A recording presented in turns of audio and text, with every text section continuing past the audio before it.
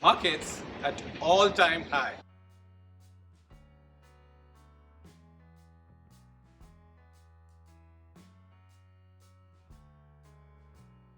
Existing investors, both recent and old, are rejoicing this brilliant up move in the market, but they are a little worried.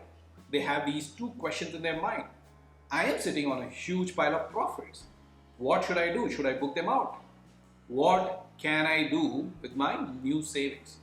In one of my recent conversations with a client of mine, he said, Alan, looks like the markets have run ahead, way ahead of the fundamentals.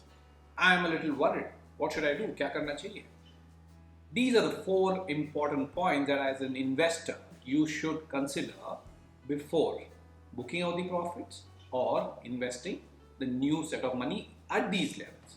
Plus, in the end, I try and ask four important questions to an investment manager like me so that I can make the investor journey smoother at these levels.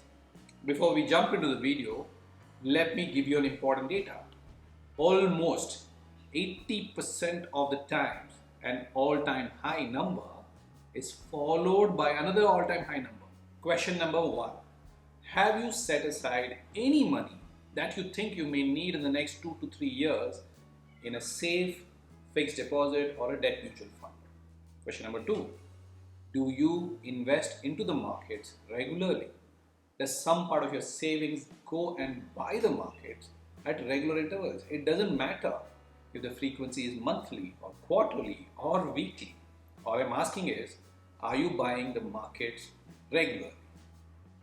The third, imagine you invest today and the markets correct maybe 10, 15, 20% in the next 1 month. Will that give you sleepless night? Will that make you restless? Will you crib? Will you say, why did I take the decision of investing into the market? Or will you tell yourself that, well, it doesn't matter. I invested in it for long term. I don't need the money in the near term. Yes, the markets can correct, but eventually it should go up, and that's all I need. And point number four is, will you regret that you booked the profits today or didn't invest your money today? Because the money that you had not invested or booked out ended up growing another 20% in the next 6 months or a year. See, it's very simple. If your mind keeps saying book profits, book profit, book profits, go ahead and book some profits. It is important that you have some peace of mind. But if you are a chilled out investor who doesn't need the money, it's okay. Just stay invested. Remember, it's extremely difficult to time the market. It's an art. And unfortunately, nobody has ever mastered it. It is close to impossible that you can time your exits and entry. You may get lucky, of course, a couple of times because you would have just invested and the market would have shot up. But doing it on a consistent basis is close to impossible. Therefore, exit if you believe that you have achieved your goals. Exit if you have seen much higher profits than you expected and your goals are nearby. Simple. But if you don't need the money and you have a longer term time horizon, just stay invested and let the money compound. Period. Let me now tell you how we as investment managers think or should think. I follow a broad framework with these four questions that help me to make the investor journey smooth. First, on risk.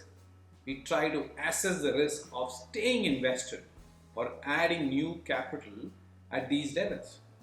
We then try to assess the returns basis the past or by analyzing the economic conditions and market situations at these levels. Risk assessed, return assessed.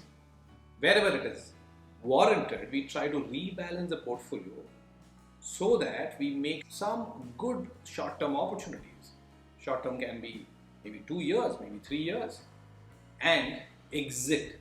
I underline the word exit overvalued assets. And finally, basis evidence, we try to form a very strong opinion about certain sectors or certain themes so that we can go little overboard on these themes and sectors. We honestly believe that Indian compounding journey has just started. Don't miss it. Just board in.